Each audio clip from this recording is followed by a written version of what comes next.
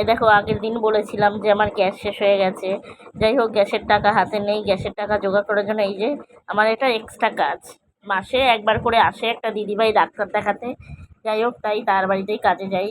মাসে ওই 400-500 টাকা আমার এক্সট্রা হয়, সেটা দিয়ে গ্যাস বা কারেন্টের বিল কোনো একটা দিয়ে দিই।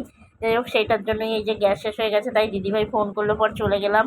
সেটাই আমি তোমাদের কাছে তুলে ধরলাম যে জীবন লড়াইটা অনেক বড়। সবাই সবার জীবনে সবাইকে লড়তে হয়, শুধু পদ্ধতিটা আলাদা থাকে, কি যে যেভাবে লড়তে পারে। এই যে, তো আমার জীবনের লড়াইটা হয়তো একটু একটু বেশি কষ্টকর, কিন্তু তাও আমি সব কিছু মুখ বুজে মেনে নিয়েছি। কারণ জীবন, আমি ছোটোবেলায় থেকে বাপের বাড়িতেও অনেক কষ্ট করেছি। এখন তো তাও কষ্ট করলেও একটা স্বাধীনতা আছে, কিন্তু বিয়ের আগে আমি খুব কষ্ট করেছি। মানে লোকের বাড়িতে কাজ করতাম, কাজ করে আমি পড়াশুনো করেছি, আমি 12 ক্লাস অবধি পড়াশুনো করেছি, তাও লোকের বাড়িতে কাজ করে। তো বিয়ের পরে ভেবেছিলাম হয়তো কষ্টটা কমে গেল, কিন্তু না। যাই হোক, তাও এই যে বাসন মাজার পরে ঘরটা ঝাড়ু দিচ্ছি, তো তাও আমি খুশি, হ্যাপি, যে না, কারোর কারোর উপর তো নির্ভরশীল হতে হয় না। নিজের টাকা, নিজের বিয়ের দেনা দিচ্ছি, নিজে খাচ্ছি, নিজে খাচ্ছি, তাও কারোর মাথার উপর তো, মানে কারোর উপর তো বোঝা হয়ে নেই। তাই যাই হোক, যার যার ভালো লাগে অবশ্যই আমার ভিডিওটা শেয়ার করবে, কমেন্ট করবে। আর কোনো কাজই ছোট নয়, যে প্রফেশনে থাকো সবাই খুশি থাকো, ভালো থাকো। কারণ একটা জিনিস আমি জানি, যে আমার জীবনটা যে বেঁচে এসছে, তারপরে আমি কোনো কিছুই মনে করি না যে কিছু খুব ইম্পর্টেন্ট। যাই হোক, এই যে দেখো, আমার কাজের টাকাটা 120 টাকা দিয়েছে, আমি আধা ঘন্টা কাজ করেছি। 120 টাকা করেই দেয়, ঘর ঝাড়ু মোছা দিই আর বাসন মাজি। যাই হোক, এই যে তারপর চলে গেলাম বাইরে, মানে আমি বাড়ি চলে যাচ্ছি। তো ফাইনালি বাড়ি যাওয়ার সময় এই যে চলে গেলাম কোথায়, আমি এবার যাব ঢালাই ব্রিজ, মানে গৌরাঙ্গনগর। যাই হোক, যারা গৌরাঙ্গনগর আশেপাশে থেকে ভিডিওগুলো দেখছো অবশ্যই কমেন্ট করো আমাকে। আজকে যেহেতু বৃহস্পতিবার, তাই আমি পুজো দেবো। তাই যাই হোক, গৌরাঙ্গনগর চলে যাব ফুল কিনতে। তো যাই হোক, এই যে এই ঢালাই ব্রিজের এই রাস্তাটা অনেকেই জানো, এখন রাস্তাটা ভালো হয়ে যাচ্ছে। এই যে ফুলের দোকানে গেছি, তখন বাজে বিকেল 4টে। যাই হোক, ফুল ছিল না, দাঁড়িয়েছিলাম। তারপরে এই যে দাদাভাই এসছে, এসে ফুলটা সাজাচ্ছে। যাই হোক, তারপরে ফুল নিয়ে নিলাম। তারপরে খুব গরম লাগছিল বলে এই একটু বরফ পানি খেলাম। দাদাটাও খুব হাসছে ভিডিও করছি দেখে। যাই হোক, এই বরফ পানি খাওয়ার পরে আবার চলে আসলাম বাড়িতে। এই যে বাড়িতে তারপর রাতের কাজ, যেহেতু বৃহস্পতিবারের পুজো, আমি রোজ রাত্রেবেলায় এরকম ঘর মুছে তারপরে পুজো দিই। তো যাই হোক, এই যে ঘরটা মুছে এই যে ঠাকুরের জন্য লাড্ডু নিয়ে আসতে গেলাম, মা লক্ষ্মীর জন্য এই যে লাড্ডু নেব। দেখ, আমি আমার জীবন কাহিনিগুলো সবগুলোই তুলে ধরছি, আস্তে আস্তে আরও বলবো।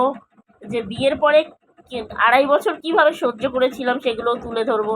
এই যে আজকে তুলে ধরলাম পুজোর ভিডিওটা, যেহেতু বৃহস্পতিবার। আর একটা বলি, ভিডিওটা দিতে আমার একটু দেরি হয়ে গেছে, কারণ এডিট করতে সময় লাগে, তো তাই ভিডিওটা বৃহস্পতিবার দিতে পারিনি। তার জন্য সবার কাছে আমি ক্ষমা চাইছি। বৃহস্পতিবারের ভিডিওটা আমার লেট হচ্ছে দিতে। তো এই যে পুজো করছি।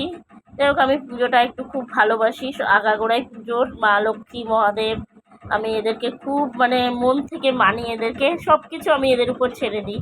আর এরা আছে মানে আমি মনে করি আমার পরিবার আছে। যাই হোক, আমি সব সময় এদের জন্য, মানে আমি যে কোনো কাজ করতে গেলে এদের কথা আগে মনে পড়ে, যে আমার মা লক্ষ্মী আছে, মহাদেব আছে। মানে যাই হোক, সবাইকে সবটা বলে বোঝানো যায় না, কিছু কিছু ফিলিংস তো আমি বলে বোঝাতে পারবো না। তাও একটাই বলি, ঠাকুর ভগবান যে যেভাবে মানে, কেউ মানে না, সেটা তার ব্যক্তিগত ব্যাপার, কাউকে তো বলে মানানো হয় না। কিন্তু আমি মনে করি আমি মহাদেব আর মা লক্ষ্মীর জন্য বেঁচে আছি, বা ফিরে তারা আমাকে একটা পুনর্জন্ম দিয়েছে। এটাই আমি বলতে পারবো যে আমার পুনর্জন্ম হয়েছে। কারণ যে পরিস্থিতির মধ্যে ছিলাম আমি, মানে হ্যাঁ, আমার বিশ্বাস ছিল আমি বেরিয়ে আসবো, কিন্তু হয়তো হয়তো আমি শক্ত ছিলাম বলে, সঠিক সময় আমার জ্ঞান ফিরে এসেছিলো বলে আজকে আমি এই জায়গাটায় দাঁড়িয়ে আছি।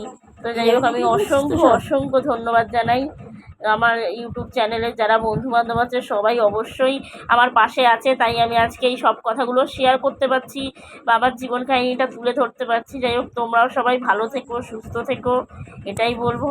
হ্যাঁ, আমার ভিডিওটা দেখো, সবাই লাইক, শেয়ার, কমেন্ট, যার যেটা অবশ্যই আমাকে করো। আমি অবশ্যই তোমাদের পাশে আছি। আর আমার পাশে সবাই থেকো, যারা যারা, হ্যাঁ, অনেকে অনেক কমেন্ট করো, আমি সবাইকে রিপ্লাই দেবো। শুধু আমাকে একটু সময় দেবে, আমার সময়ের খুব অভাব। আমি যেহেতু লোকের বাড়িতে কাজে যেতে হয়, আমি কাজ করে এসে টাইম পাই না, একদমই সময় পাই না। তারপরে এই যে চলে গেলাম রাতের কাজে, পুজো সেরে রাতের রান্না করতে চলে গেলাম। এই বাড়িতে রোজ দুবেলা যেতে হয়, সকালে একবার যাই 7টার সময়, আবার রাত্রেবেলা 7টার সময় যাই। আর এর মাঝখানে একটা কাজ করি, তো সবটাই জানো, আগের ভিডিওতে দেওয়া আছে রান্না বান্না।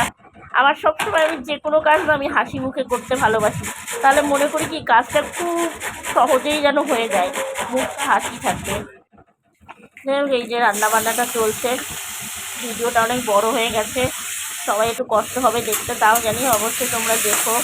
সবাই সবার পরিবারের দিকে খেয়াল রেখো, সবাই সুস্থ থেকো, ভালো থেকো। আর বলি যে মানে এটাই বলবো যে কার কে কতদিনের আমরা অতিথি জানি না, সবাই সবার পাশে থেকো।